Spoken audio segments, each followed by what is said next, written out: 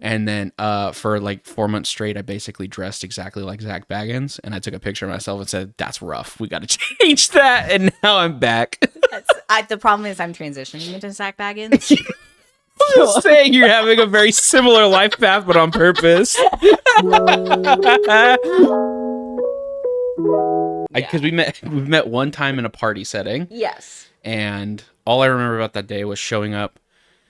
I weirdly, for all the performing I do and all of the, I just went to adjust my glasses and I realized they're not on. That's totally fine. All of the things performance-wise I do, I have horrific like social anxiety, as do I'm sure most of us. Yes. And so I just remember very quietly sitting on a couch and looking over, and Ghost Encounters was playing on the television. Yeah, that sounds consistent. I think it was like the most like low stimulus background thing that we could think of that would be kind of fun to have in the background. Which is interesting because for those who haven't seen Ghost Adventures, what the fuck, Ghost Encounters, is a film where they will constantly just jump scare flash like scary people at you. So I'm really glad to know that was the icebreaker. Was like, this will be chill for people to watch if they're not paying attention. I love a horror movie in the background. It's great. I tend to throw on like the Evil Dead movies. I think they're a fun party background. So fun. I mean, the first one in particular has such like a vibe to it. Yeah. It's like so atmosphere heavy. Yeah. It's like you could really be tuned out and then come back and the whole house is filled with blood and you're like, good. Right. Yeah. Right, as it should be. I unfortunately feel like at a party setting though, there's like, I love all the Evil Dead movies. Yeah. I feel like there's like the vibes would be different if you showed up and I was playing Evil Dead 1, like Sam Raimi's Evil Dead, or if I was playing like Evil Dead Rise. Right. I think people are like, this one's fucked up looking. I don't want to look at this. This one's not as fun. Is Evil Dead Rise the most recent one? Yes. Okay. Yeah. With the two with the kids. I saw it once and I was really high, so I don't remember. That's a tough one to get high to. I was high all the time at the time. So fair. I was high for all things, so that was baseline. Yeah, exactly. Yes. But I remember thinking it was really cool. And that actor's trans mask. That lead actor, which is really cool. I didn't know who he was, but I don't listen. Hey, you never know till you know. I don't want to clock people, but I looked and I said, this little that's a man. I knew it was a man. And I said that, and then the person I was watching the movie with was like, I think they're a female character, and I was like, nope. No. Oh, I knew that was someone's son immediately, but I just said short buzz cut blonde, bleached blonde, and your name's Danny. Yeah. And you're a DJ. That's a man, Jessica. Sorry. No, I love him. I love that movie. I'm very excited for the new one. Are you? I'm assuming you're big on the horror. I am. Yeah. I have weird corners of knowledge. So it's like there are like. I don't know ball in the most basic areas. Like, fair. I don't know a lot about Halloween. I don't know a lot about Texas Chainsaw. I've only seen the first 3 or 4 Saw movies. Like, there's always, like, there's just random corners where I know a lot. And it's a lot of, like, 80s horror movies that you've never heard of. Or, like, movies, like, international horror movies. Yeah. It's like, I went on Shudder and I bookmarked a bunch of things, and then I went and I created a wheel and randomized the movies I watched, and I watched a bunch of movies, and so it's all really You're weird. Pulling out facts about the Changeling. Right? I wish I would, like, I wish like the corners that I was in were like particularly interesting. It's just like, I don't know, it's like Idle Hands and Cat on the Brain and these weird like corners where it's like, where did you even find that? That's fair though. It's fun. I'm kind of like, I'm in a similar, but I'm very bad with watching like classic early horror. Yeah. Everyone, because I love horror movies so much, and everyone's always. I get a lot of PDA. Yeah. Yeah. It's also, I think my biggest thing is I don't really care about the slasher genre all that much. I don't either. I think you have to really have something to say about the slasher genre for it to be fun. Like that's, Scream. Exactly. Scream's always it's like, I think that's a very cold take. Yeah. But well, and even now they're like, they've kind of they've folded back into themselves where it's like they don't even get the point anymore. No. Well, because Wes Craven's dead. May he that's rest true. in peace. Yeah.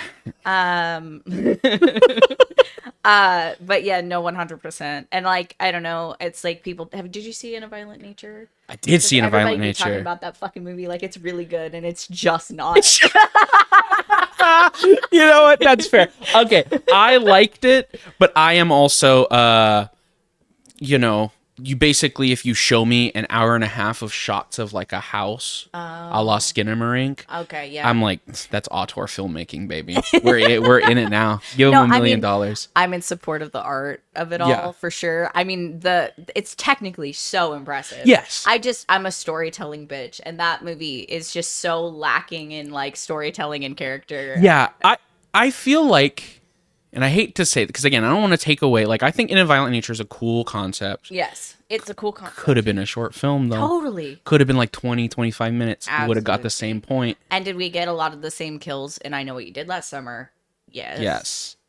Yes, we did. Now, see, if he had been fucking up people like he fucked up that girl doing yoga. Yeah, if there were more of that. I think you have to really, I think with a slasher, you have to have a really strong concept for how to do a cool kill. Yeah. It's like, unless you're final destinationing these bitches, there's no point, in my opinion. I don't care about Friday the 13th. Jason zipping up someone in their sleeping bag and then beating them across a tree. That's hilarious. That's fantastic. That's really funny to do. Very good. Yeah. I subscribe to that. Have you seen The Collector? I have. I actually made a video essay about The Collector. I love The Collector. I really like that movie. It's so good. I feel like it doesn't get enough attention. So underrated. Does it make any sense half the things he does? No. Why is there suddenly 20 bear traps on the floor? How many, like, he was probably there for like 3 hours, 4 hours prior to things starting to happen for that to be possible. Yeah. I need someone to break down the time frame between the family leaving, the termite control team leaving, and then the bad guy or the main character arriving to steal stuff. Yeah. How much time did he have to set up all this? I would love to know. When she grabs the scissors and it flings her into a projector screen that's full of spikes. Oh my god. When did he do that? I don't know. But it's so good. Who cares? It's so good. All the kills are so smart and cool. It's like, I'm such a fan of that movie. It's so smart. It's like, it's so stupid and so smart at the same time. And that's my favorite intersection for horror. It's like, it's also got like the grimiest, like Twilight New Moon type filter. It's such a gross looking movie. It's so like grungy 2000s. I eat that shit all the way up. I love it. Because did you watch the second one? I did. I'm not a fan of the second one. It really bad? I haven't watched it yet. It's an action movie. It's not a horror movie. Oh, it's very disappointing. Yeah. It's just like they go back. They're basically like, have you seen The Descent? Yes. Have you seen the second Descent? It's the second like Descent to the Descent movie. We said it's about the cool stuff now. It always happens. Why do we do that? I don't know. It's the same thing happened with Saw. It's more like the second Saw movie. Where it's like they like all get trapped in the same building and then they're all responsible for rescuing each other and then they all die. Someone who gives a fuck. But the second one, it's not as good. There's parts of it that are kind of interesting, but it's largely disappointing. As around, yeah. I was actually talking with Lee about this the other day. It's a perfect example. Have you ever seen the first Hostel movie? No. I've heard Hostel's like kind of crazy, so I still haven't had a chance to see it. The first Hostel, there's some rough shit, right? It is about a bunch of rich people torturing tourists in a basement somewhere, right? But like, I think it has a reputation of like, it's just fucking torture porn. It's just all this crap. But the first Hostel, nothing violent happens for like 45 minutes. It is just like setting up the characters and why we should root for them, even though they kind of suck. That's significant because a lot of movies that are torture porn, a la Saw, most of Saw, in my personal opinion. Hello? The water bottle.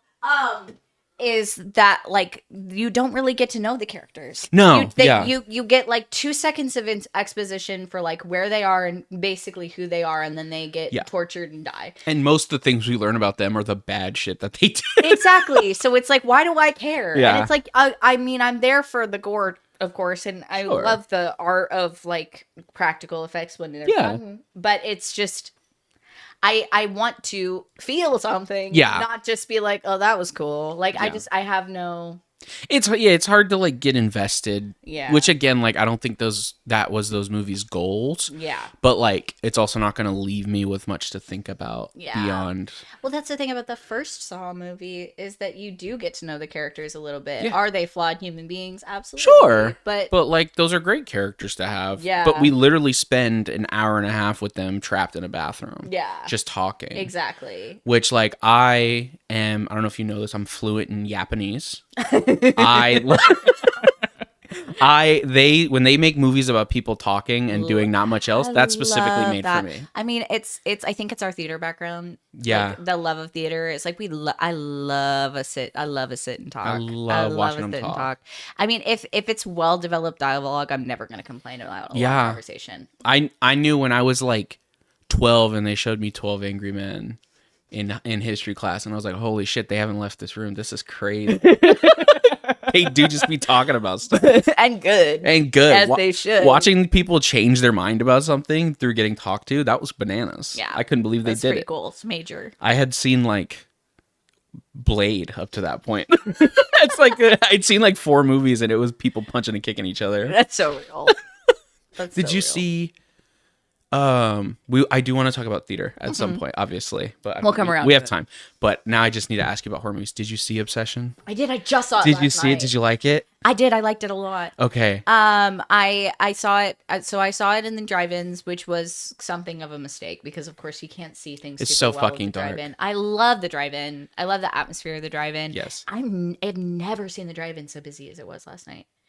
Like ever. And I worked there for a little bit. Yeah. And I was like, whoa, what the fuck? Like Deadpool versus Wolverine didn't have this place as packed as it was last night. I think it's the combination of the Star Wars movie. Yes. And then the 2 popping off horror movies. It's all word of mouth. Yeah. And then it's Digital Circus. And yeah, that's true. And the other one was fucking the He-Man movie. Yeah.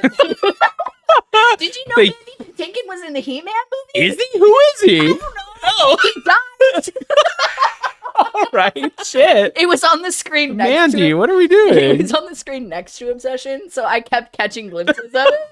I was like, why is Mandy Patinkin here? I just imagine like watching the slow-mo scene where she's like in the bedroom and you're really scared, and then you just go, is that fucking Mandy Patinkin? Like dead ass, basically what happened to me. And then I was like, is that Allison Brie in a blonde wig? Like, I don't know what's going on. I think I might need to see the He-Man movie. It kind of sounds incredible. It looks really visually stimulating, and it looks like it's making fun of a lot of the like action adventure genre. But I don't know. I didn't see the movie. Yeah. I just saw parts. of it. That's I feel like that's a core trait of going to the drive-ins is half watching 10 minutes of a different movie with no sound. Absolutely. I love that about the drive-in. I wish it was brighter because last time I went to the drive-ins, me and Lee saw the horror film Good Boy. That's all from the dog's perspective, and it was a lot of fun. But like, half the movie I was like, could be a ghost. Yeah, Wouldn't know. Who knows? Wouldn't know. Well, it's hard with horror movies in general because we're all so afraid of color nowadays. Yeah, and it's like all the color grading is so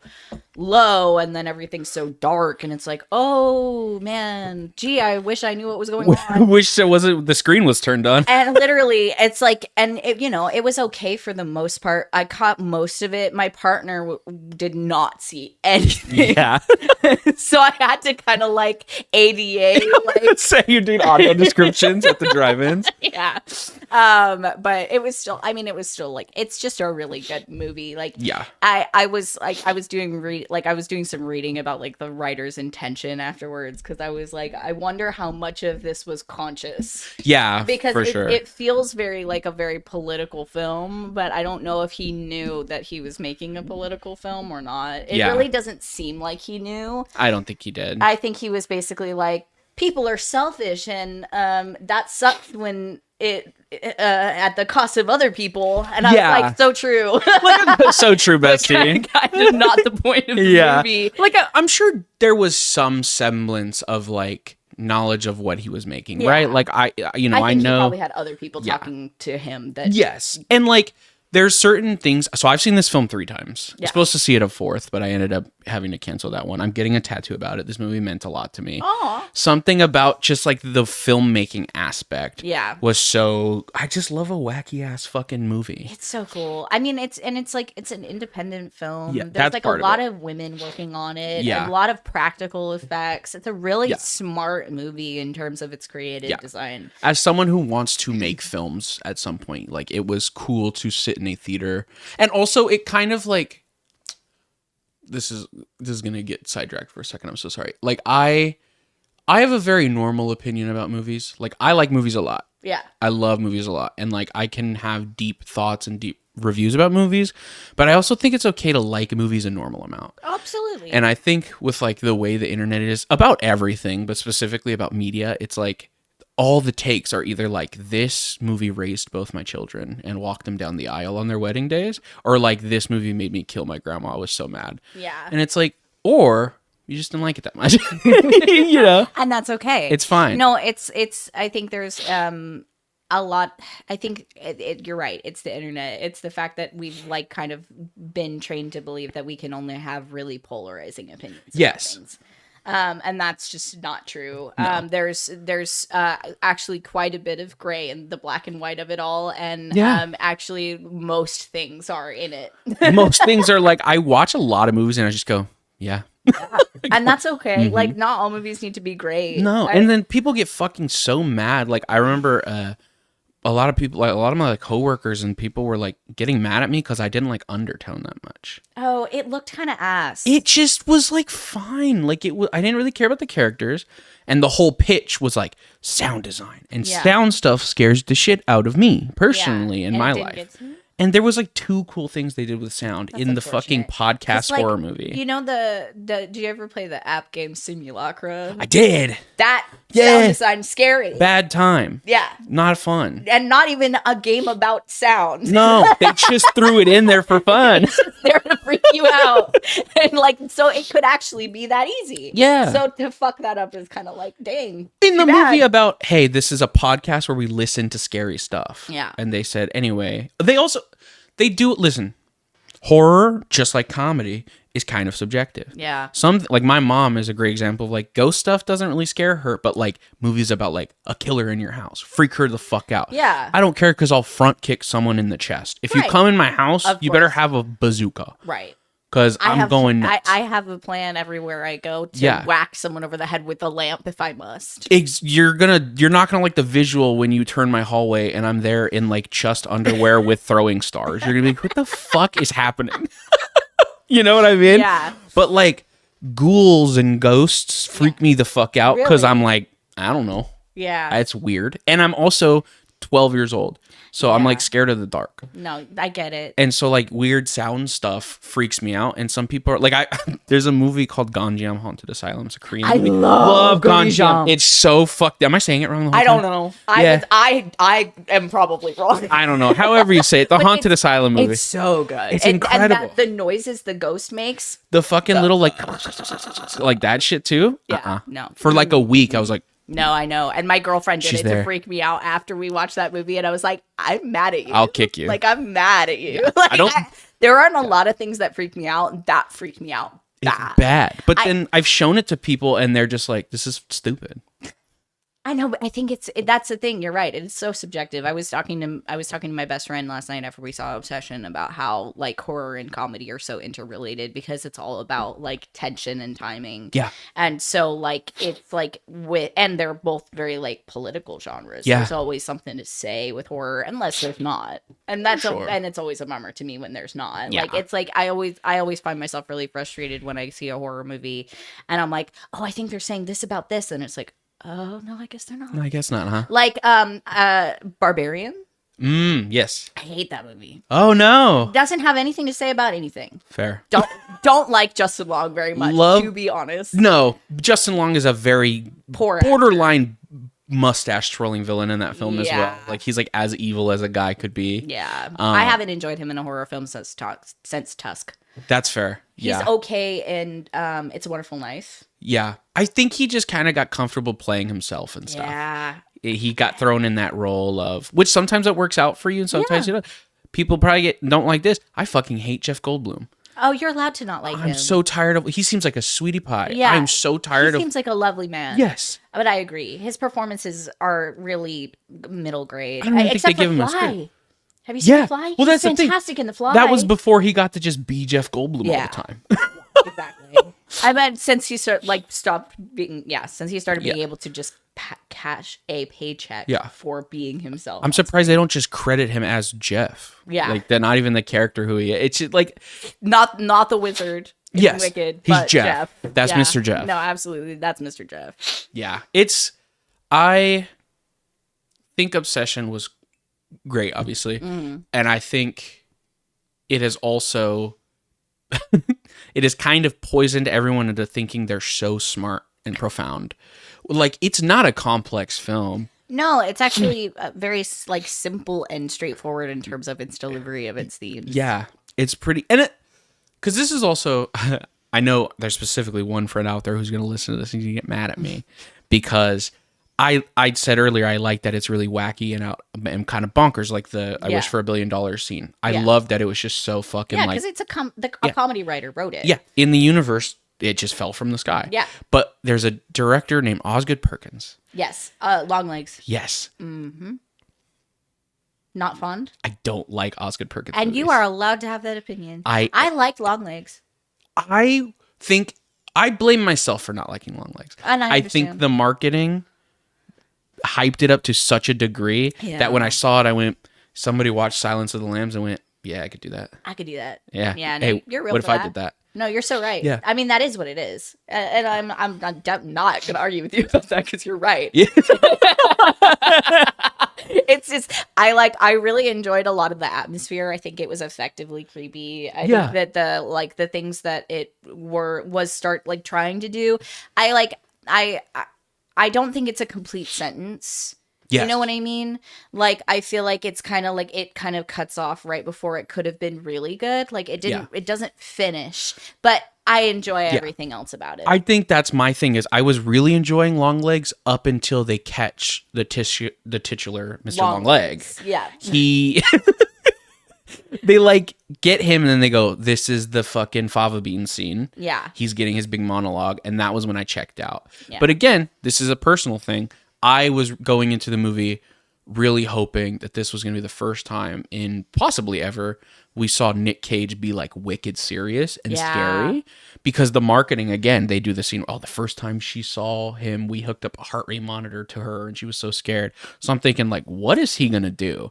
Yeah. And what he did was he did Nick Cage stuff. Cage thing, and I said, right. For sure. Yeah. I mean, yes. Yes. And did I enjoy it? Yes. Yes, absolutely. But was it scary? Not particularly. No. That's how it is. Yeah. And it is too, sometimes things are fine and then they kind of, your opinion changes because they overstay their welcome a bit. Listen, I know you didn't like Barbarian. I do love me some Mr. Zachary Kreger. Yeah. I love his movies. I liked Weapons. I thought it was fun. If I see one more drag performance as the aunt from Weapons, I'm going to shut that place down. I've had quite enough. Listen, do what you want, knock it off. I'll stand behind you clapping. Yeah. Everyone who's going to dress as Nikki and Bear for Halloween this year, we already know you're going to do it. I know. My best friend was the worst couple you know is going to dress up as them. Yes, and everyone's going to get fucking mad about that too. Do whatever you want. If you think her halter top is cute and you want to put a little blood on your face, that's your vibe, Chief. Wonderful. But if you show up to my house party just like that, I'm going to make fun of you. That's the trade-off. Yeah, I think that's only fair. It's a free world. You can do whatever you want. I'm going to go, come on. Yeah. Something else, maybe? Yeah. I couldn't come up just with a little else. bit. I'm dressed Found that top at the Freestyle Clothing Exchange, made a decision. I'm dressed like one of the contestants from Legends of the Hidden Temple. I had to think about mine. I love that. Yeah. Yeah. So. Yeah. But so how does that tie into your opinion about Obsession and Osgood Perkins? My friends every time I talk about I don't like Osgood Perkins, he loves to look me in the eyes and go, I guess you just need a little more whimsy in your life. And that drives me fucking nuts. That's not the point. And I want to kick him in the head. Because wouldn't consider Osgood Perkins a particularly whimsical director. He's very cynical. He's a really cynical dude. Yeah. I think it's just that he has some novel novel-ish ideas. Yeah. That's not the same thing as being whimsical. No. And I don't think his movies are poorly made or anything. He's clearly a very talented director. No, yeah. I've watched all of his big ones of the last couple of years, and each time I went, that just wasn't for me. Yeah. If it doesn't hit, it doesn't hit. It's just not my bag. Yeah, I can't do anything about it. No. Like, I think... And, moreover, you don't have to. No. I think that's my fucking issue is, like, everyone loves to look at you and go, you just didn't understand this film. People are doing this with Backrooms right now. It's fucking driving me nuts. Oh, boy. I guess you just like only jump scare fests. It's like... Hey man, I'm like a #1 Skinamarink defender. That movie is just shots of someone's old house. Good. If you like Backrooms, that's cool. I watched it and went, I understood the movie. Yeah. It told me what it was about. Yeah. And I was like, sure, pal. Okay. The Backrooms is the trauma we made along the way. Yeah. Or whatever. Well, ain't it always? Ain't it always? Yeah. That's my favorite thing about most paranormal horror is that it's all about trauma. Yeah. And like it's about trauma, or it's about history, it's about grief, it's like whatever. And I find that really interesting. Yeah. Like I dig really deep into that kind of thing personally. Did you not feel like it did a good job with executing that, or did you just feel like it was a little like why didn't you enjoy it? Yeah, I think it was just that I felt like the message was very, very apparent. Oh, it was too forward. Yeah, and they Held your just hand through it. didn't do anything interesting with it beyond that. It was like, I don't need a resolution. I'm okay with like bleak endings or characters being sad, but I just feel like it introduced the idea and then was like, okay, we're gonna put that over here because these rooms, look how fucked up these rooms are. And it was like, oh, okay, okay, for sure. Are we gonna come back to that? And he was like we can. But like again, rooms, but aren't they so fucked up? These rooms are so back, and they're here. And I went, okay, these rooms are so back. And then the last shot is like, fuck, sorry, trauma, cool, Backrooms. Got it. Also, jingle jingle. You saw it. Jingle jingle. Do you remember the YouTube series? I do. I made it, and I went, yes, sir, yes, Mr. Kane, I do know. Yes, indeed. Yeah. So it's not like it's not a bad film. It's not a poorly made film. The acting's fucking bananas. Chidwell Ejiofor is going nutty in that movie. Yeah, I mean, it looks great. I haven't seen it yet. I just watched it and again went like, yeah. They were in those back rooms. Yes, they were. They were back there. They were back in those rooms, baby. It was truly, because I actually like, I won't like, I don't know, there's not really anything to spoil. It's a fucking movie where there's rooms and they're hella crazy looking. Yeah. I like that they don't follow the typical, like sometimes it would have been so easy to make the movie entirely found footage. Yeah. Because of the original series is. But I like that they flop back and forth for like extended periods of time. Like it's not just like, here's one camera. Like there's like half an hour in the middle where it's just all found footage. And like when the person with the camera like goes away or whatever, whatever happens with the camera, it just goes back to normal movie. And I was like, that's great. I love this shit. Fuck it. Who cares? Do whatever you want. Absolutely. I'm here. Because that's the thing. People are like, well, why would they keep filming? It's like, this movie is about infinite rooms with ghouls in them. I'm not drawing the line at like, why would they have a camera? No, for sure. Huh? What do you mean? Like, why wouldn't they have a camera? like, yeah, I was really down with all like the monsters and evil guys and like the rooms that never end. But if like, I was in there, I'd put the camera down. Yeah, I would have put that camera down. It's like, okay, right, for sure. Yeah, I don't think you would. Yeah. To be honest. Because, like, wouldn't you want to record it? Especially after a certain point. I think just the sunk cost of it all, where it's like, I've filmed as much of this as I can. I'm going to keep doing it. It's like Grave Encounters. Yes. Like, why would I stop? First of all, we're making a TV show. Second of all, no one's going to believe me. Yeah, exactly. if I don't film this record shit. This, no one's going to know. Even the ghosts start recording in Ghost Encounters at one point. I love Grave Encounters, goddammit. It's so good. Peak cinema. Amazing. Yeah. Not that good, but I love it. But good. You know what I mean? Yeah. Like, it's not a great movie. I love it. But that's what makes it so great. I love the public flagellation of Zach Baggins. One of the roughest periods of my life was a couple of years ago. I was doing really, really poorly mentally. I was like frustrated where life stuff was as a trans person. So I lightweight kind of, not to get vulnerable on the pod, but I lightweight kind of gaslit myself into like borderline detransitioning because I was like, oh, everything sucks. Like trying to get opportunities as a trans person. Maybe I'm not trans. And my brain was like, that makes sense. And then for like 4 months straight, I basically dressed exactly like Zach Baggins, and I took a picture of myself and said, "That's rough. We got to change that." And now I'm back. The problem is I'm transitioning into Zach Baggins. I'm saying you're having a very similar life path, but on purpose. No, but like I do describe like my gender as like the guy in the horror movie who knows too much about horror movies and is thus suspicious as like being the killer. You're the like, Randy. Yeah, or like the Stu Macher. Yeah. Like there's a horror movie I really love. It's a Spanish horror movie called Tessis. Love it, love it, love it. And the like one of the so it's about this girl who uncovers she's doing her thesis on snuff films. Okay. And she finds a snuff film that was filmed and has one of her classmates in it. Oh. And she goes about trying to find out what had happened and who did it. And there's two suspects that she's also kind of like stuck between romantically. And the long-haired gentleman, his name is Chema. He's so gender for me. He's this like freak guy who has like gore porn VHS collection in his weird house covered in creepy murals. And you looked at it and said, he just like me for real. And then I bought these glasses. And if you were to look at a picture of Chema and a picture of me, you'd be like, "Oh, I see the that's you. What's going on there?" But yeah, no, love that movie. So effective. I have to grab that from you afterwards because that sounds sick. Oh, it's so good. I love that. It's like 2 hours, 10 minutes, and I usually like a horror movie to be around 90 minutes. That's my ideal. But it's so actually suspenseful that you're like, and I have really good pattern recognition, so usually I'm like, oh, I know what's going on quite early, and especially with something that's like a whodunit, like this kind of is. Yeah, you would expect that I would be able to be like, well, I know who it is. I don't care anymore. The whole time I kept double checking. I kept like second guessing myself. Yeah, I kept being like, wait, but. And it's so cool, so well done. It came out the same year as Scream. Oh, and shit! I would consider it probably like the Spanish, the Spanish version. It's That's so fucking sick. Do you watch a lot of like foreign horror? I watch like a decent amount. Yeah.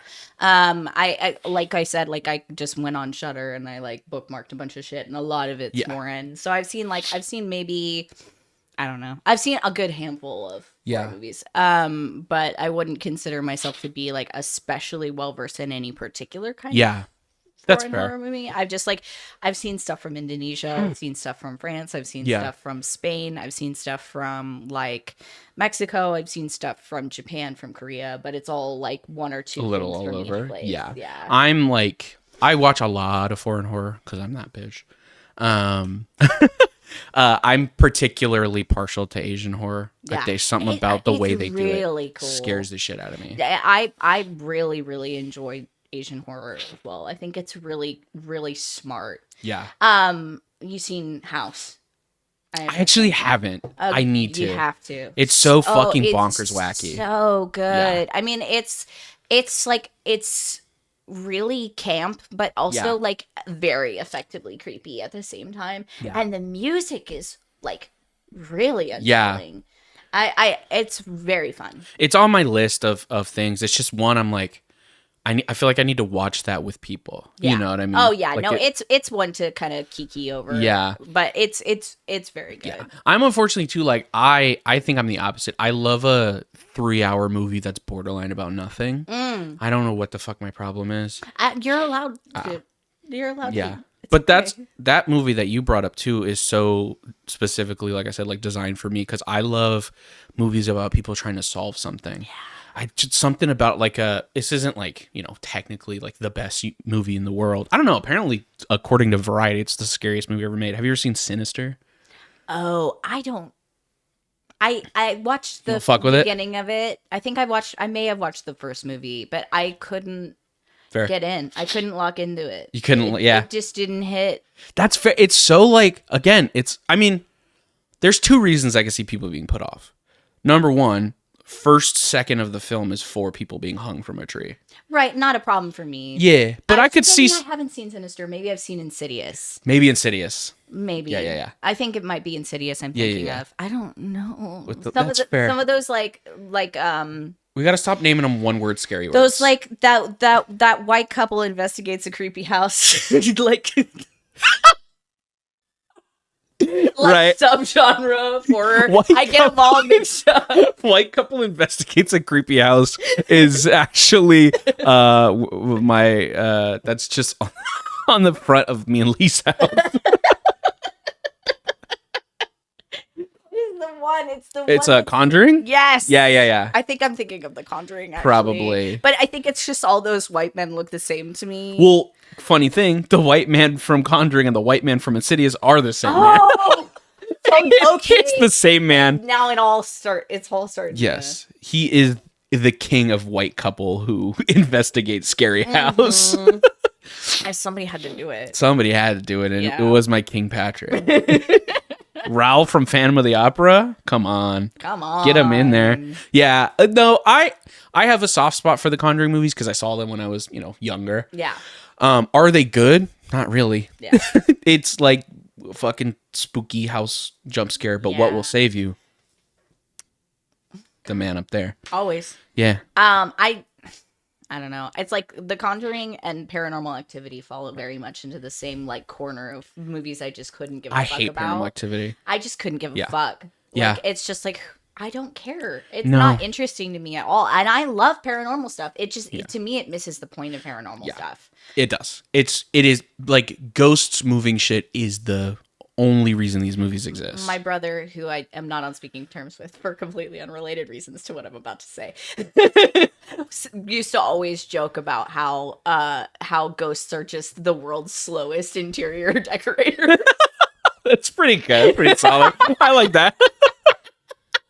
I think the vase would look really good over here. Oh, I want to steal that as a concept. Yeah. Like an interior designer who died and haunts a house. And he just keeps being like, I really don't fuck with where that bowl's sitting. Yeah. Just a really gay interior designer ghost. It's just like, I can't believe you brought this god-awful rug into my house and he just rips it to shreds. Just talking to the priest every morning, I find the rug in the trash. So funny. No, yeah. Sinister is not... Well, it is about a white man investigating a creepy scenario. Okay, so like... Yeah, not very related. Yes, but it's kind of... It's because it's like a fever dream, sort of. Kind of. So he moves into a house. He's an author. Oh, okay. He write book. As ones to do. For sure. Yes. And he moves into a house without telling his family that it's a murder house. Oh, and he's writing a book about it. Kind of, yeah. Okay. And then he finds a box of creepy, like, Super 8 films in the attic, and it's about a bunch of different murders. No, I have seen the film. I enjoyed it slightly more than I enjoyed the other. Then I enjoyed the other in the genre. Yeah.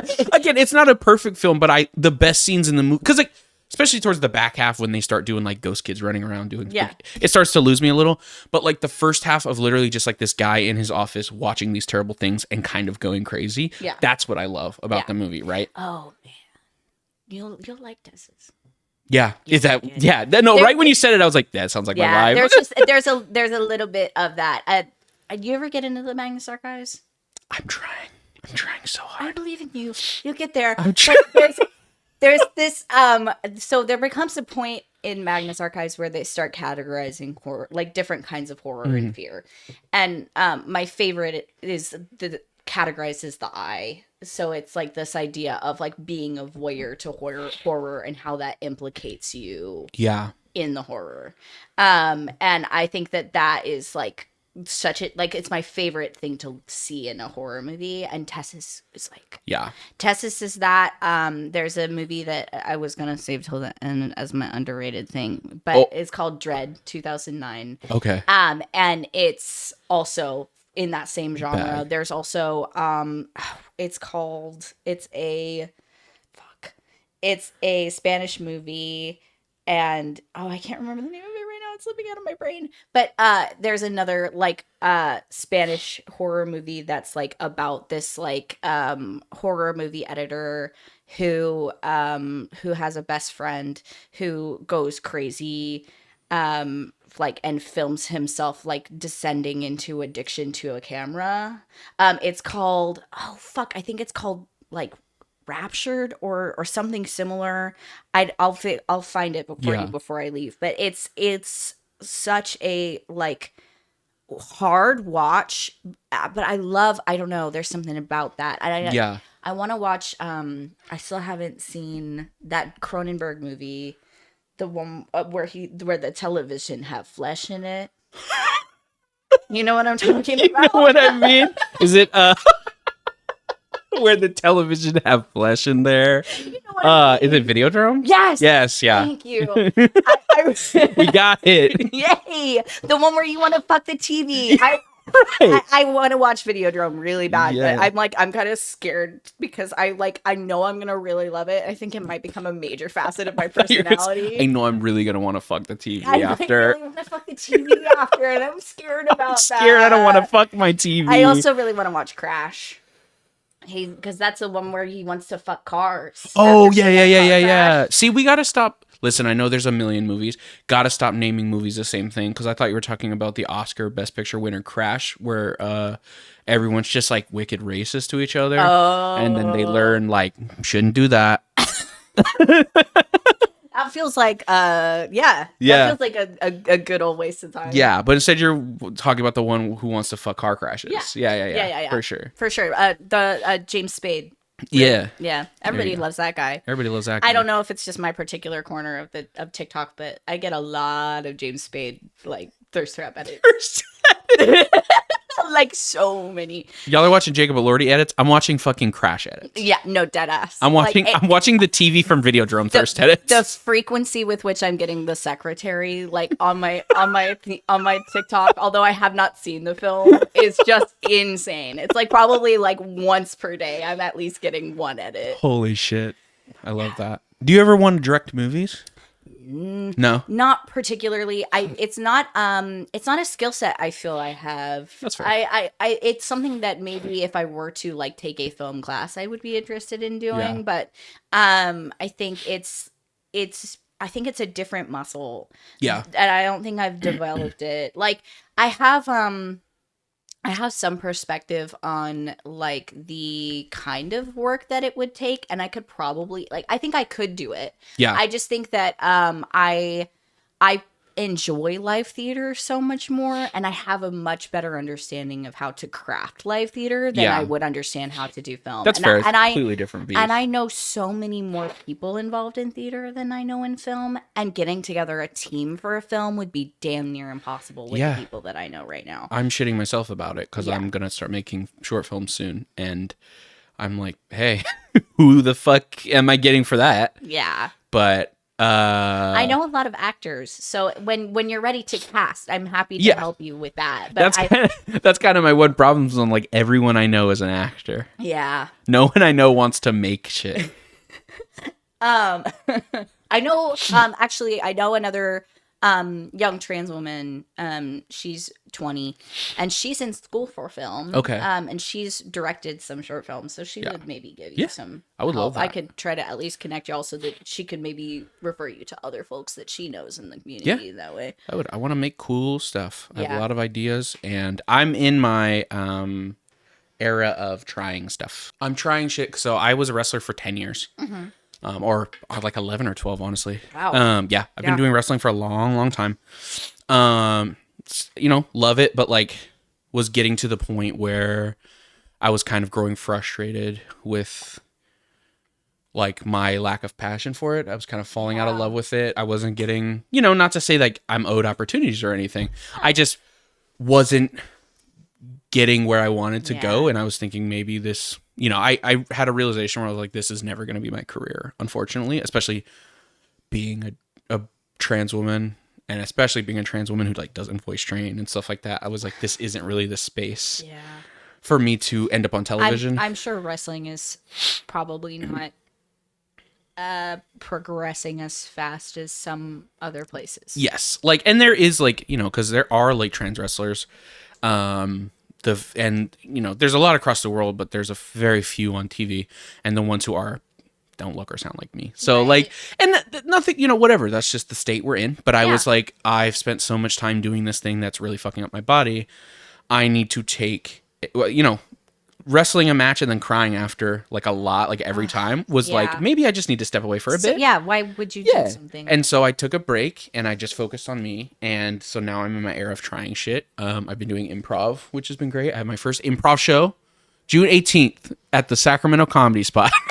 Yay. I've been doing this. Sorry, go for it. But did you know that there's 2 trans sketch and improv groups that perform out of Stab Comedy Theater? Yes, I've been meaning to look in there because they have a lot of. I know. I know like 2. Like, well, actually, a lot of the folks from EQ are from Sketchual. Yes. And so if you want like an intro or something. Yes, absolutely. Well, and I want to come do an EQ at some point.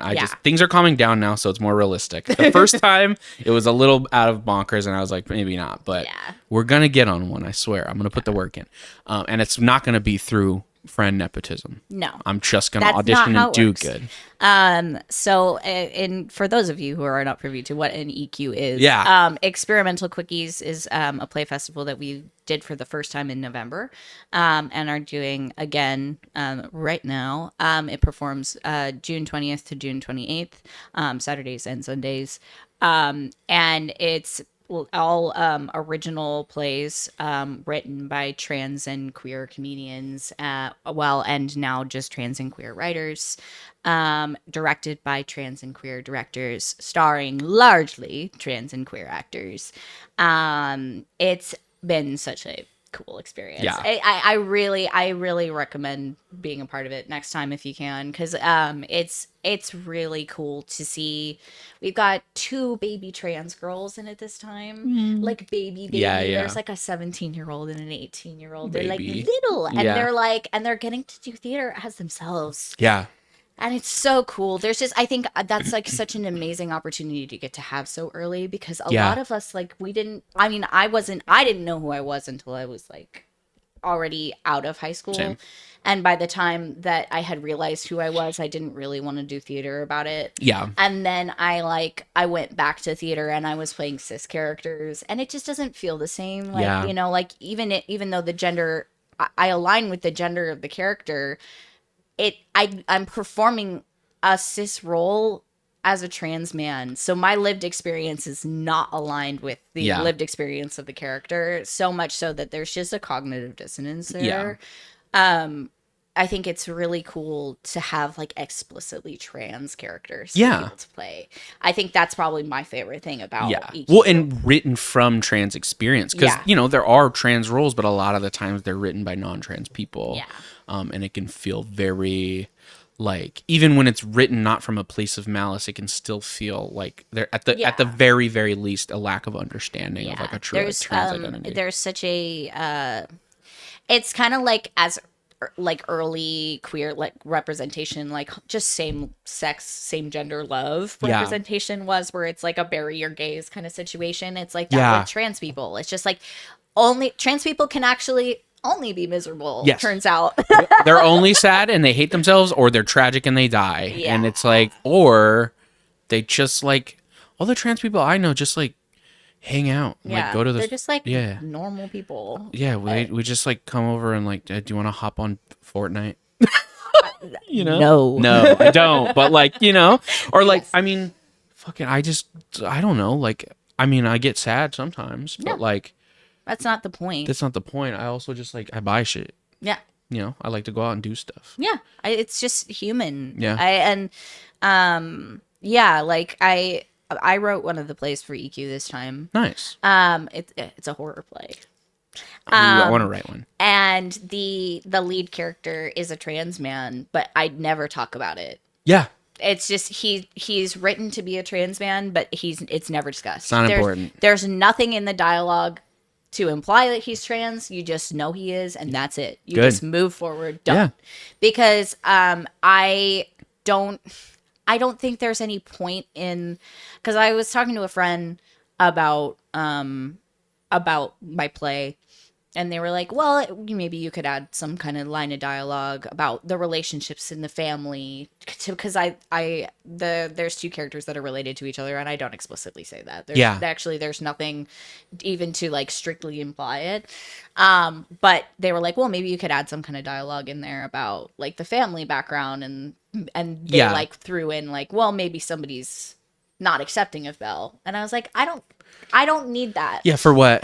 Like, there's no point. What does that add to the show? It doesn't add anything, especially because of the messaging of the show and the things I'm trying to accomplish with it. It really wouldn't help. Because, one of the things... So, there's a lot of themes I'm exploring with my script. One of them, which kind of came out while I was writing it, because the concept... So, here's the summary. This guy named Bell gets a job at a drive-in movie theater and discovers that like everyone there is like really checked out emotionally, and then he starts to notice that everyone else around him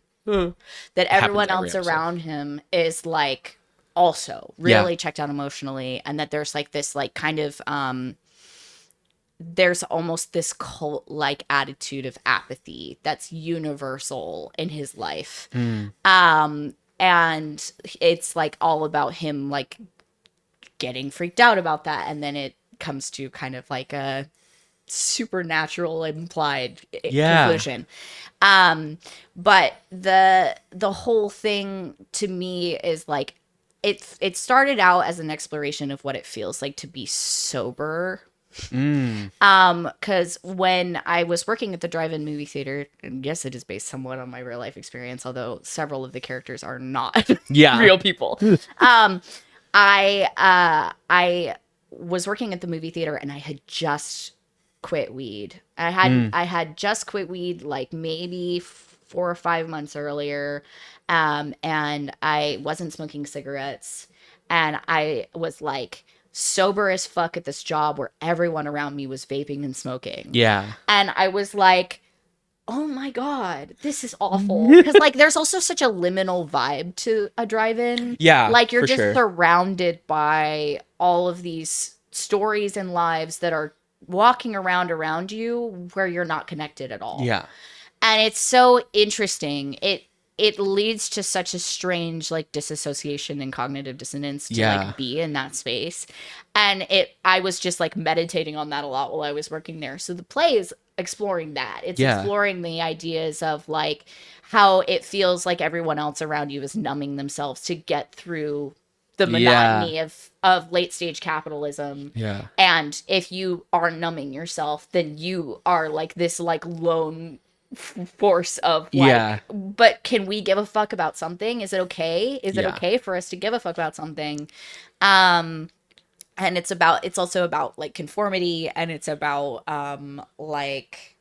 it's about just how scary it is that we like are expected to just forego our personalities when we're at work also. Yeah. Like how we're basically just supposed to like represent the company or represent the job because they can't take any risk of you being a person at work. Yeah. And there's a theme that came out while I was writing it, which is also about like being a trans man in the world and accidentally inheriting the benefits of the patriarchy. And that is like one of the things where I was like, oh, that's kind of a cool thing. Yeah. But like having a line about like saying something about how Belle is trans, or like people detracting from the fact that he's trans wouldn't help that theme at all, because the fact of the matter is with trans men largely, once you transition, your identity is of no one's concern anymore. They don't care. Like you're a man now, they don't give a fuck. And and like if they're questioning it, it's like, you know, it's just to be an asshole. But for the most part, like people just start looking at you like a man, and there's no more intersection of like you were a woman and you had that lived experience, it's all gone. It's like that's all this discourse around trans men is like, you know, like trans men don't get to be part of conversations about women's autonomy or like, you know, female bodies and reproductive rights and that kind of thing, because as soon as you transition into a man, you're a man. That's it. Yeah. And that's it.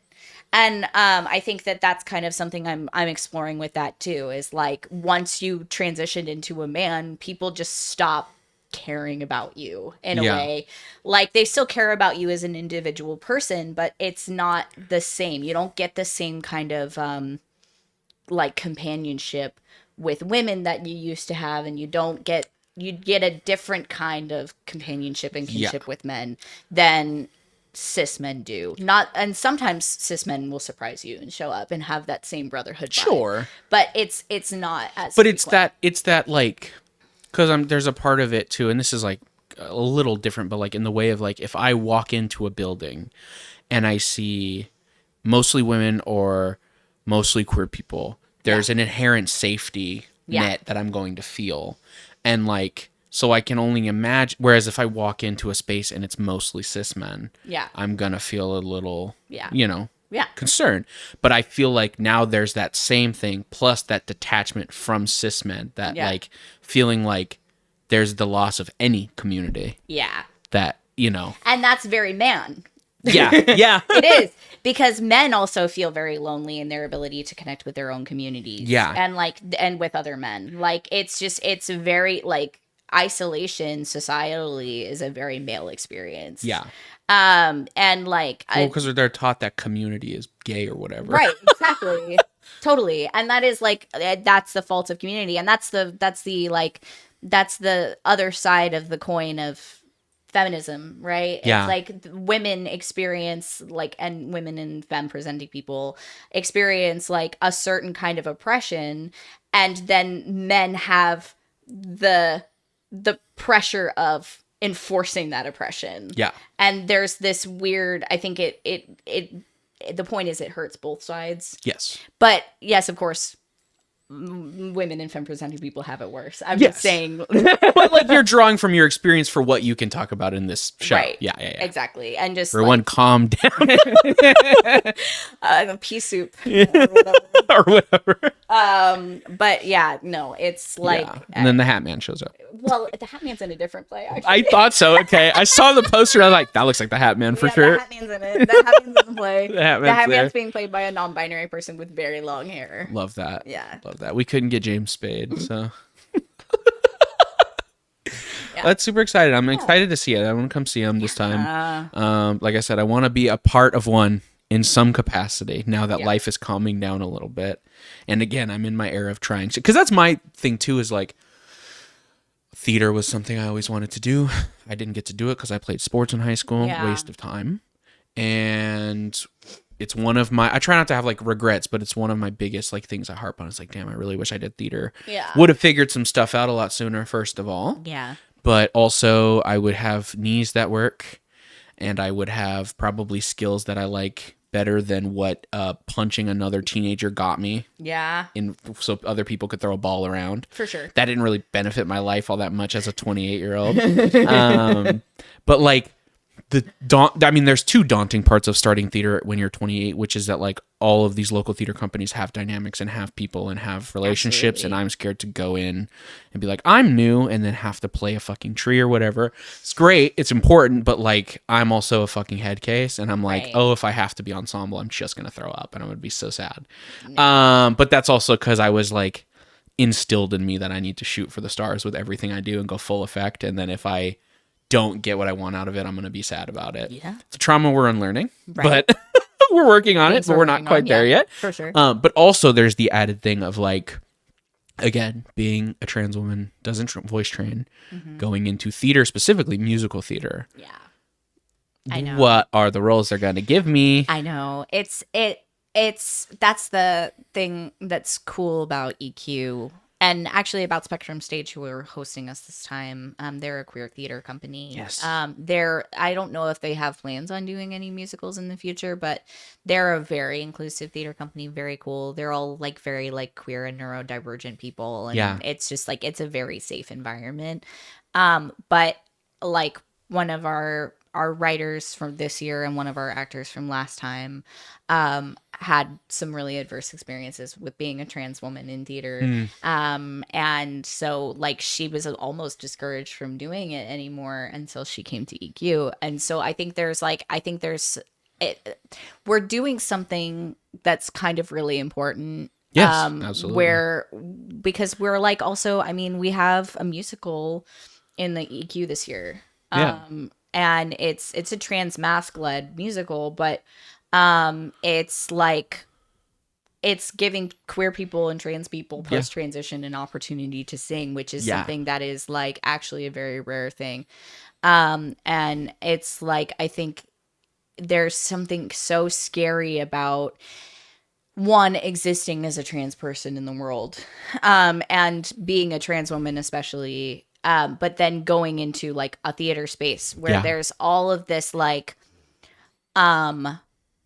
unspoken politics, right? Like a lot of it is like social politics in terms of like, you know, I like this person and this person is our favorite person that we use for everything, blah blah blah blah. Yeah. But then there's also like a lot of the time these like directors, even when they're like largely they're liberal people, they still have things that they get hung up on. Yes. And there's always like an aspect of like, I don't know how you really feel about this thing. Yeah. I don't know how you really feel about my transness. And when I walk into this space, I can't anticipate how that will affect the way that you perceive me. Yeah. And one of the things that's really hard about theater in general is all about like, I don't know how when I walk into the room, someone's going to perceive me. Yeah. And my partner is a fat trans person, and they feel really uncomfortable in casting because they feel like they're automatically shunted to the back because they're fat. Yeah. And like I know that like queerness and transness can affect people's like ability to be seen in that way also. And so like it's really cool to be doing EQ where like we center people that are at the hardest intersections.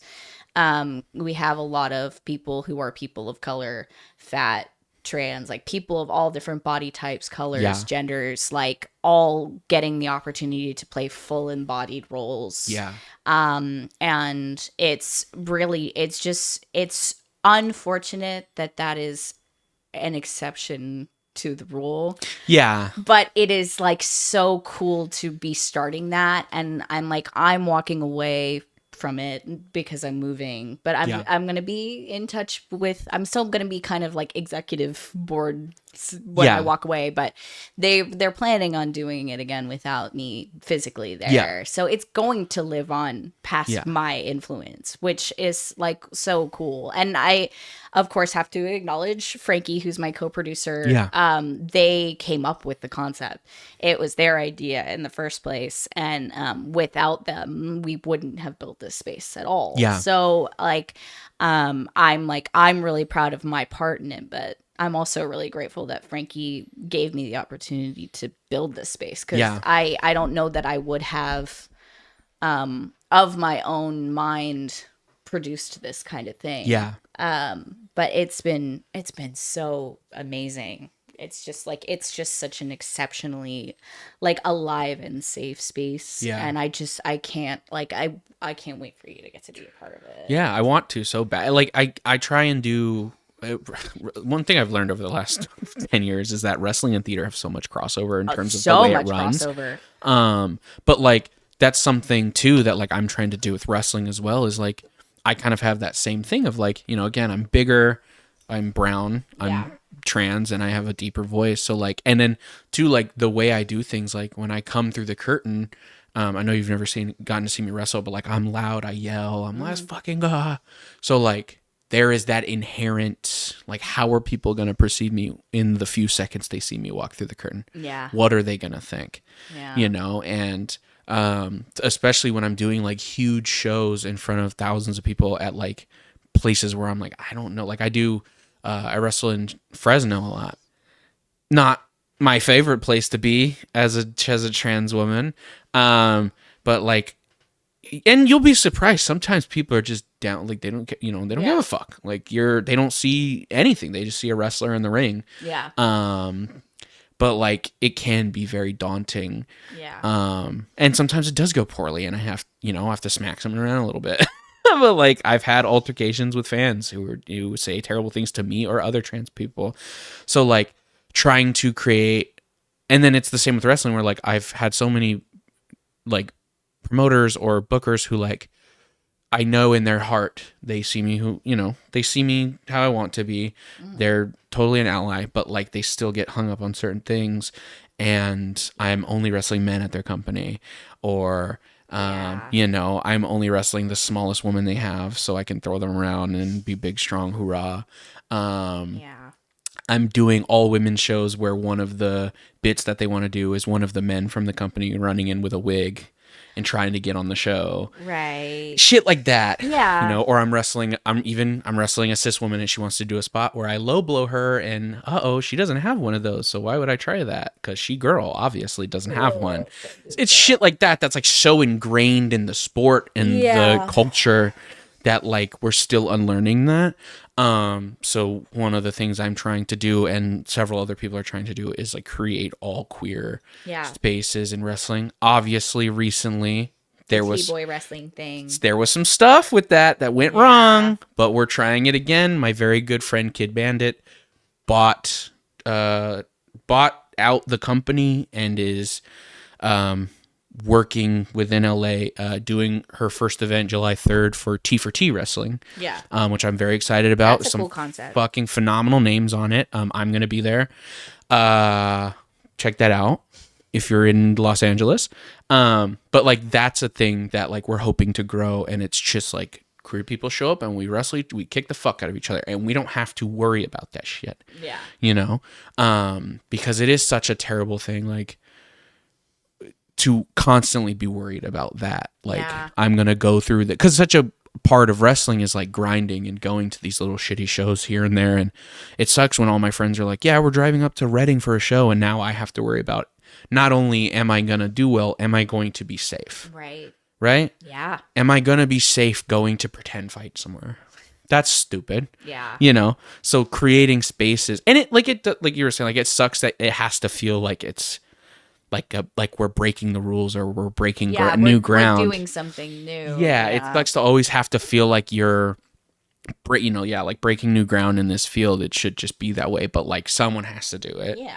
So because like not all inclusivity is created equal. Yeah. Like there's inclusivity in a lot of theater, but it's not necessarily mindful inclusivity. Yes. Or purposeful inclusivity. And I think there's a very real need for that. Is like, and there's theater festivals like ours popping up all over the place. Yeah. There are plenty that have predated us. There's one, Bindlestiff does Queer as Fuck, which is a Filipino theater company. I believe they're the only Filipino theater company in the country, or at least on the West Coast, that owns their own space. They have this like yearly queer theater festival like ours, but theirs is a Filipino and like Mexican focused queer like theater festival, which is so cool. And then there's one that popped up in LA, the Joy Who Lived, which has all sorts of different kinds of like art being showcased with all sorts of different kinds of people. And it's really cool to know that like this thing that we're doing is also part of a movement that's just unconsciously happening at the same time, which is beautiful and wonderful, because like it is very necessary. And it's not like there's not like a million trans people in theater already. It's just that we get what we get in theater. And instead of having a situation like I think that one of the things that I love about transness and art, and especially transness in theater, is you by having a trans experience add a layer to whatever character you play. Yeah.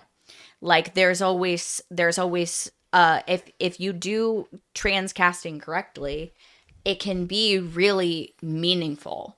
Yeah. It changes the layers of the themes and it creates something that is new and fresh. And people are always trying to add some sort of contrived new theming to every like musical and play that you've ever seen to be like, oh, this is new. It's new to you now. Yeah. And like transness, queerness, brownness, fatness adds all of these different layers. Yeah. That like are generally like lacking without you having to change the text or the setting. Yeah. That's a big one too. It's we just love to go like it's this play, but it's the 70s. Yeah. And I don't give a fuck about I don't care. No. I just want either T for T or Butch for Femme Shrek. Please let me play T for T Shrek. T for T Shrek or Butch Femme Lesbian Shrek. I need to be trans girl Shrek now. I think you'd really crush it. I joke with this about Lee all the time. One of my toxic traits is that I think I could be Beetlejuice on stage tonight with no prep. I love that. As you should, actually. I could do Beetlejuice tonight. Beetlejuice as a trans woman would eat down. I'm saying, no, same exact, like the gruff ass Beetlejuice voice, but she's just got like sick wig. Instead of pants, she's got a little pinstripe skirt. Come on. Are you fucking kidding me? Absolutely. Book it, EQ3. No, please, Yeah. please. Yeah, 100%. Yeah. Well, I'm super excited for all that. I have one final question for you. Okay. As we'll move into our segment. I've prepped you on the segment, but I always have to get dramatic about it. Every episode I ask my guests at the end of the podcast, what's something that's wicked underrated to you? Could be a theme, could be a place, could be a thing, piece of media. But like, I know you kind of lightweight used yours earlier. Yeah, I mean, I still saved the majority of what I had to say about Dread till the end, but honestly, I don't know if that's what I want to talk about or not. Yeah. What's so underrated to me? Oh, I think I got it. Okay. Accountability. That's wicked true. Wow. And also nuance. Yeah. But I think well, maybe nuance is more what I have something to say about. But accountability is like a big thing for me. I think one of the things that I'm really annoyed by in theater is people talk a lot about the idea of being like a drama-free zone or like no drama. It's like that's not the fucking point. Yeah. It's about like recognizing when there's someone dangerous or causing problems in your community while you're like when you're like fostering a community space. Yeah. And going, no. No. Going, hey, I recognize this behavior in you. Are you willing to take accountability for it? Yeah. Are you willing to change that? And if they're not, then you need to enforce consequences. Yeah. And I'm very much in the process of like decolonizing my mind in terms of like abolishing the cop in my brain. Mm-hmm. You know, that's like a huge thing that people talk about with like cancel culture, right? This idea that like if you disagree with what someone said or if someone has a harmful opinion, you should dismiss them out of hand and they should go to jail forever. Right. It's like I don't think that just ostracizing someone is the right way to go about things. There are extremes that a person reaches where they should be excluded from a community that it is meant to be a safe space.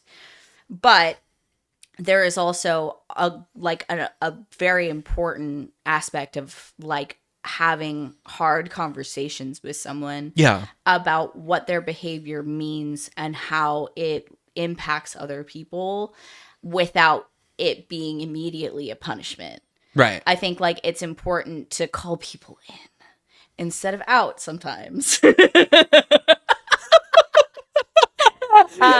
So yeah, no, that's been on my mind lately. I have a lot of I feel a lot of frustration about how the theater community handles things, because generally they're afraid of the inconveniences to the process that holding people accountable might like cause. Yeah. And it sucks. Like, calling people out for shit does suck. It's hard. No one wants to be, I mean, like, I don't want to say no one. I know some very confrontational people, but like most average people don't want to confront people, especially when it's people close to them or people that they trust. So like, it does suck, but that's why it's called a hard conversation. Right. If it was easy, we'd all be fucking doing it all the time. Yeah. And I think I have some privilege in the fact that I have like really gotten comfortable with having hard conversations. Yeah. Like I just now I'm a very straight talking person in general. Yeah. Like if someone is saying something or doing something that I can recognize as incorrect, I can just be straight with them about it and be like, well, no, you shouldn't say that. That's not right. That's like, and I think like having hard conversations in small doses is the way to work up to those hard conversations. Yeah. To be like, no, actually, because like, you know, people get nervous when like strangers approach them and like are like trying to insert themselves in the conversation or be creepy to the people around you, and you don't know how to handle it. And I'm always just like, hey man, why don't you just fucking leave? Yeah. You just get out of here. Because actually that's okay to say to people. Yeah. Largely, especially my experience with men when they're like being creepy. If you're like, hey, you're being creepy, go somewhere else. Yeah. They're freaked out by your directness so much they leave. Just go And it turns out if you're just direct about things, a lot of the time people are like, oh yeah, you're right. Yeah. And like obviously there'll always be fucking people who are weird or confrontational about it, but like that's when we kind of gather the group and we leave, you know? Yeah, exactly. But yeah, I think we just have. It's also too, like, I hate to be this person, but like the internet. But like, I think being able to say whatever we want unprompted behind screens for so long has like genuinely ruined our ability to say things to each other in a normal manner in person. Yeah. Like whether it be like people just being too socially anxious to confront someone or say, hey, that's making me uncomfortable, or the opposite route, which is people who are too confident and they come at you fucking sideways over like borderline nothing. Yeah. Because they don't know how to act in public. Yeah. And it's like, actually, we could just have a normal conversation, pal. Yeah. I don't know. I mean, I wouldn't say that the internet has no influence on the way that we interact with each other now, because that is certainly not the case. But I think that as long as there have been humans, there have been people who are too confident about being confrontational.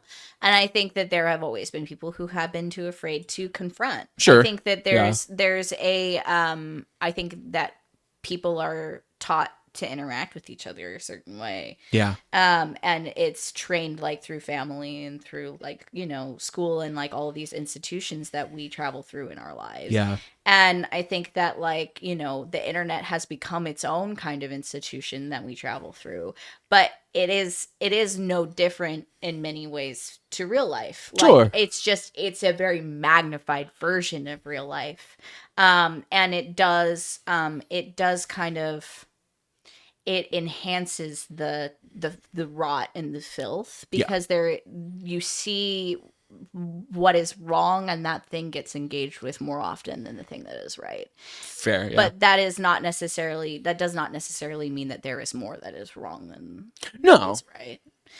But we just have more access to it, I think. Yeah. Now, more than ever. Absolutely. I'm hearing people being mad at someone I've never heard of more in my entire fucking life. Every day I hear about You've been privy to the Tyler catastrophe situation. Oh my God.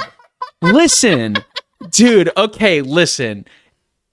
Yeah, like my thing is, especially. God forbid a man be trans and fat. I'm saying. First of all, here's the thing. I part of the way people are acting about this, man, does worry me that we're re-entering like 2016 cringe compilation eras. Yeah. Listen, Because of course we don't support the fact that he supports a rapist. No. And we don't support the fact that he appropriates indigenous culture. No. We don't support him. But do I need to see another fucking 2.2 times speed edit of him singing a Fall Out Boy song? I don't. No. I'm so busy. I don't need it. I'm watching like hour-long think pieces on how like y'all see how this motherfucker's kind of cringy. I don't care. Have you hung out with gay people? We're like that, man. Yeah. We be like that all the time. He's just a neurodivergent fat trans man. Can we sit down? Some of you fucking people need to talk to other people. Literally. Listen, yeah, again, there are valid reasons to call him out. Yeah, but a lot of the content people repost of him is just normal It's never the shit that they should be talking about. I literally people repost, I've gotten things on my feed that they're literally just posts that Tyler Catastrophe has made talking about normal stuff. And they're like, LOL, and he's so cringe. I'm like, this is literally just a guy. He's just talking, man. It's not that serious. Yeah. And it's also like a lot of it too is a fat trans man being confident. Yeah. God forbid. God forbid. I know, because people are like, oh, he's so delusional for thinking he's attractive. It's like, you don't get it. Yeah. Like he's not my type necessarily, but he's a handsome dude. Yeah. Like objectively, like he's got a nice face. Yes. It's just, and you're just fat phobic. Yes. And transphobic. And it's okay to say that. Think someone's cringe and you don't like the fact that they could love themselves. Yeah. Sorry. To be cringe is to be free, baby. So true. We're living. I had to learn that the hard way. I learned about confidence recently. Oh my God.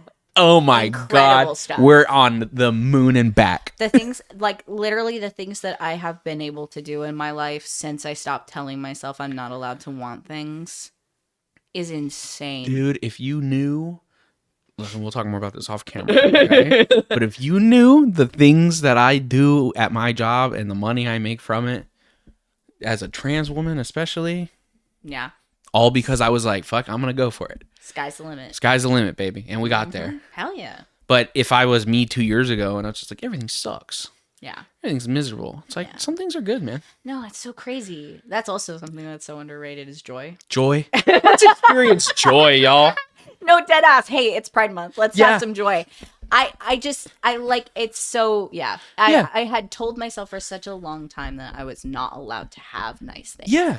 And then I, like, over time, happened to stumble upon many nice things that I could do for myself. And then I was like, oh, actually, it's not so fucking grim. Oh, actually, life can just be good. Yeah. But it's also, like, again, too, like, I commend people who do feel that way because so often people just attack you for liking things. Yeah. If you like a thing too much, they're like, "Fuck, bro, it's not that fucking serious." It's like it's a tale as old as time. Yeah. Like literally always, but especially since we were kids, there's so much hatred toward people for getting to enjoy things. Yes. I think there are just so many people who are dead ass miserable. Yes. And they refuse to do anything about it, and they make it your problem. Yes. And that's a real problem. Yeah, I'm here to say this right now, definitively, and I'm the voice for this. Only my opinion matters. You do not need a valid reason to like a thing. Hell yeah. You do not need to explain to someone why you like it. If it does it for you, then that's all that fucking matters. Absolutely. Well, I don't need to explain to you why I like Power Rangers. Fuck you.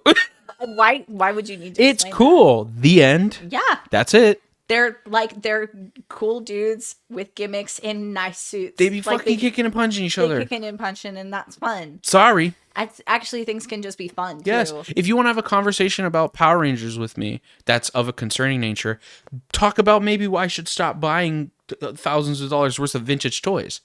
Then I'll listen to you. Yeah, I won't. But it's a different conversation. Certainly. I will call that in. I'll take accountability. Well, like if you're just like Power Rangers gay, good. I love it. That's what I wanted about That's what I liked about it. Didn't you know? Yeah. Honestly, you seen the Yellow Ranger from Lightspeed Rescue? A lot of people liked about the Power Rangers. Yeah, Yellow Ranger from Lightspeed Rescue. Come on, y'all. I know that's only for me, but that's okay. Google it right now. But yeah, take accountability. There's nuance to things. Mm-hmm. Call things into your life. Yeah. And call other people into conversation about hard things. Yes. And find joy. actually it doesn't have to be so fucking grim and dark all the time. And it's a great place to find joy. EQ Play Festival. The EQ Play Festival. EQ2 Queer Time at Spectrum Stage from June 20th to June 28th. Saturdays and Sundays, 7 p.m. Saturdays, 2 p.m. Sundays. $15 tickets on spectrumstage.org. All that will be in the description. You can buy tickets in the description of this podcast and go to EQ. I'll be there. See queer joy, see queer art, see queer actors. It's going to be really fun. Yeah. Thank you so much for coming on, dude. We did a podcast. Yeah, we did it. This was so much fun. Do you have anything else to plug? Any things, or is EQ your main? That's it. That's it? Yeah. Yeah. I figured that would be the main bag. Yeah. That's the main thing. I'll have your Instagram, EQ's Instagram, and all that stuff, as well as tickets for EQ Play Festival 2. Yeah. Go there now. Yeah. Thank you guys so much for joining. Thank you for listening. I really appreciate it. Let's also make sure that we credit and acknowledge how awesome Spectrum Stage is. The leadership over at Spectrum Stage are fantastic people. Noah and Sunny and Sarah are fantastic folks. They are so supportive and they've been so great hosting us over there. And they're going to continue to do queer art with or without us. Yes. Yes. But with us Thank you also. so much, Spectrum Stage. We love you. Yes, I'm so excited to go. I'm so excited to watch. Thank you guys for listening. I appreciate it. Subscribe. Go in the description, find all those things. And as always, thanks for stopping by.